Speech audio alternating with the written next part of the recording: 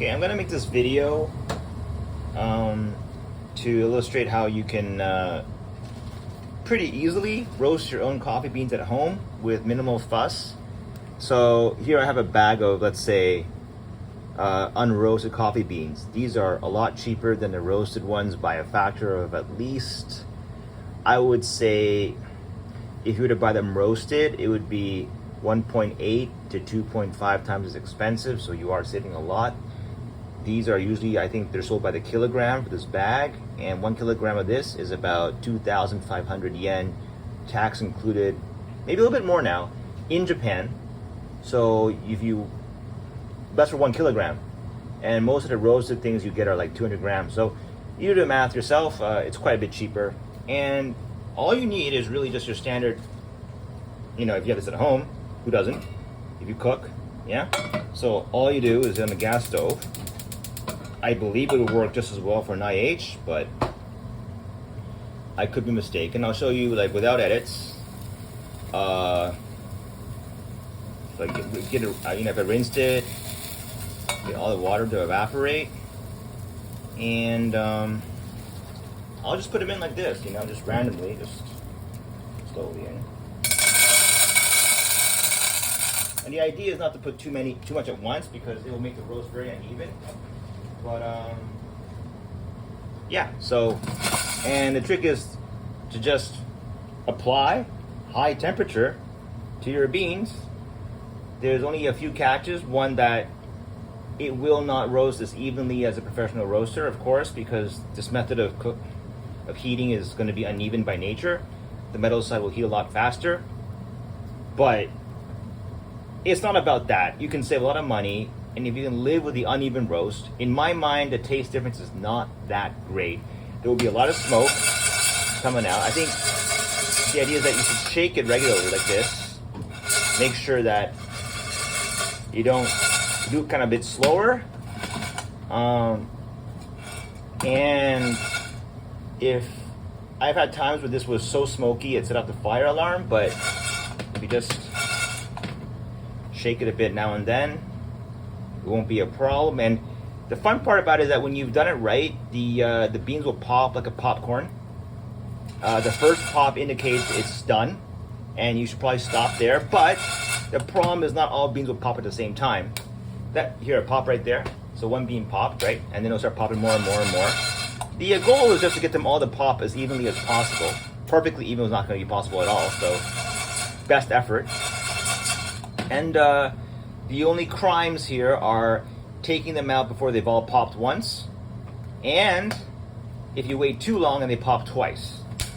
So 2 pops is usually bad. 2 pops usually means you went too far, and it gets oily and it doesn't taste as good. I've actually had one case where I forgot to turn off the heat. Pretty dangerous, and the beans were burnt.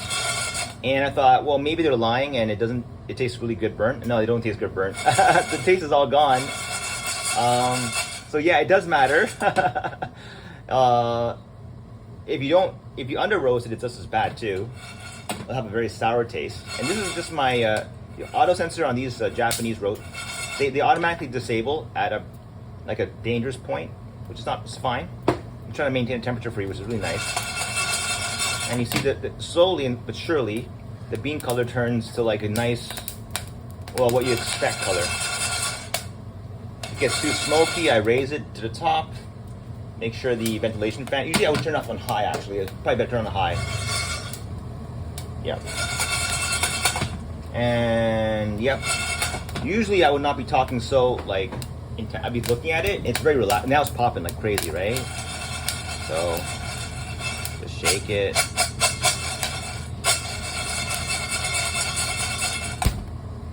And as soon as it looks kind of nice to you, it looks good enough, you can just put it in any container that you want. Right, it's getting there, look, it's getting there.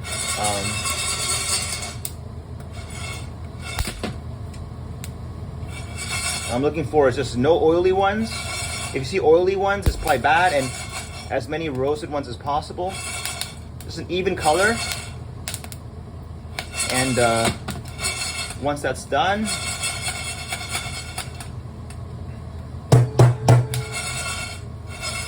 I'm just gonna put it in a container. Like once that's done, I'm gonna turn off the heat, and it's good enough for me. Okay. Wait for it pops. Wait for it pops. One more pops. And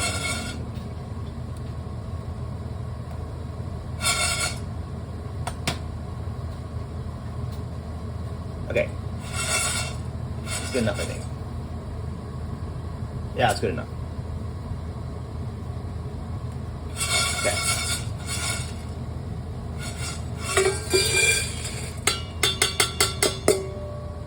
Now, it smells nice. It doesn't smell like coffee. It smells like a roasted product. Now, it's not really done yet because there's a lot of chaff.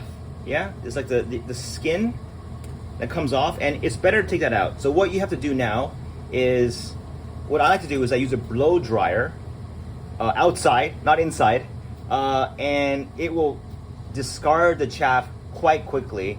If you can't do the blow dryer thing, you can just blow on it many times, although some people might not like it if they're drinking that coffee that you may have put your saliva in. But regardless, this is a great way to save money. And also, the other crappy part is you probably don't want to grind these right away. Ideally, they're releasing gas. They're very fresh, but too fresh, and it tastes like the gases are just too much. So they recommend waiting at least 1 day after roasting.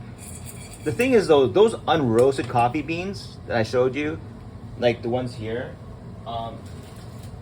these guys you can store anywhere. Outside, I mean, like, as long as it's not like a hot, humid place with moisture, these guys last like a year for like unroasted. So it's a long shelf life, making it very convenient.